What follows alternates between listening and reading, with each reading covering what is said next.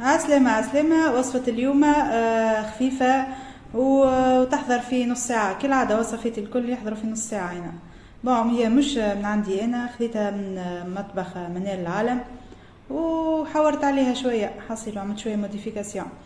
هذيك مش نعملو كفتة كل كفتة هكا بالكعابر بالصوص بالقارص. خذيت بطاطا مسموطة وزدت عليها صدر دجاج مرحي وشوية موتزاريلا وشوية سميد متوسط والا شابلور كعب عظم، وفوحت ملح وفلفل اكحل وشوية كركم هكا. هو تحبوا نزيدوا شوية بزارات اللي نحبوا عليه حاصيله.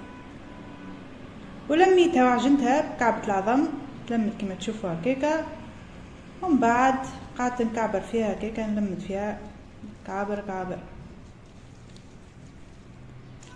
كان ما عندناش ديغون نعمل شويه دينا بالزيت باش ما تلصقش.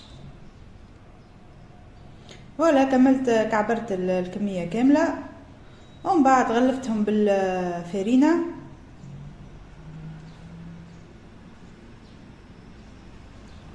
كما تشوفوا كملت غلفت الكميه كامله. اونتر طون خليت الزيت يسخن شويه، زيت زيتونه.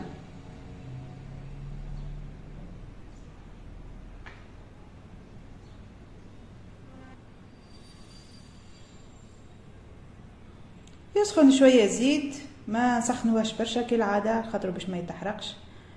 ونرميو الكعابر متاعنا، من بعد نقعدوا نقلبوا فيهم وجه وقفه. اونتر طون نحضروا الصوص اللي مش نسقيو بها هذوكم الكعابر. عصرت كعبه قارص، كان عندنا اكثر نعملوا حتى كعبتين مسالش، انا لقيت عندي كان كعبه. وزدت عليه هذاك فلفل حلو مقصوص، ولا تحبوا تعملوا فلفل حر عادي كيف كيف.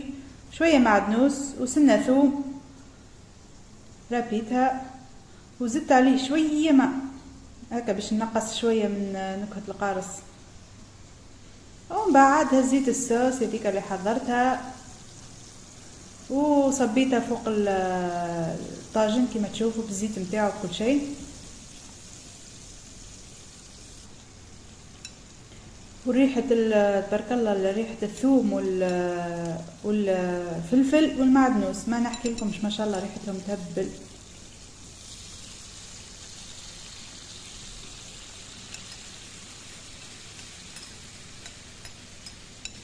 ولا تبارة سهلة كما قلت لكم، تحضر في نص ساعة. بون انا بالتصوير تشدني حتى ساعة ولا اكثر، اما سهلة جربوها وما تندموش ان شاء الله. ونتخيل حتى الصغيرات يحبوها يموت عليها. نخليكم توا مع المناظر الخلابة.